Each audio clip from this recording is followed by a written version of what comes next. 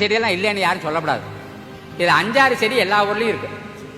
அந்த வேம்பில் மட்டும் இலைய விடவும் விதை விசேடம், அவ்வளோதான் தெரிஞ்சுக்கணும். இந்த 5 கொண்டு வந்து கீழே கட்டையை வச்சு துண்டு துண்டாக வெட்டுறது, உரலை போட்டு இடிச்சா சட்னி மாதிரி வந்துடும். பானைக்குள்ளே போடுறது, கழுத்தளவு போடுறது, அதை பானையை குப்பை குழியில் கழுத்தளவு போச்சிடுறது, மூத்திரத்தை மாட்டு மூத்திரத்தை பிடிச்சி ஊற்றி நிரப்பிடுறது. மூத்திரம் பட்ட வைக்கல மாடே திங்காது, அதுவே விஷம், சரிதானா? அதை இதுவும் சேர்ந்துடும் போது இது பக்கா விஷமாயிடுது. இதில் 1க்கு 10 பங்கு தண்ணி சேர்த்து ஸ்ப்ரே பண்ணும். 10 நாள் ஆச்சுன்னா வாசனை வந்துடுது, பிடிச்சிடுது, ரெடி ஆகிடுது. கையை வைக்கப்படாது, எரிக்கும், அரியும், புண்ணாவும். அப்போ அது 10 பங்கு தண்ணி சேர்த்து தெளிச்சிங்கன்னா எல்லா பூச்சியும் ஓடுது, எல்லா நோயும் ஓடுது. ஒரு பானையில் தயார் பண்ணிங்கன்னா 1 ஏக்கருக்கு அடிக்கலாம். ஏன்னா 10 பானை சேர்க்குறீங்க, தண்ணி 11 பானை ஆச்சு, 1 ஏக்கருக்கு போதுமானது. இதுலேயும் கட்டுப்படாத சில பூச்சிகள் இந்த தண்டுக்குள்ளெல்லாம் போய் ஒளிஞ்சிருக்கும். அதுக்கு என்ன கண்டுபிடிச்சிருக்காங்க விவசாயின்னா, பெருங்காயம், வெள்ளைப்பூண்டு, இஞ்சி, மிளகாய், பச்சை மிளகா, 1 1 1/4 கிலோ எடுக்கிறது.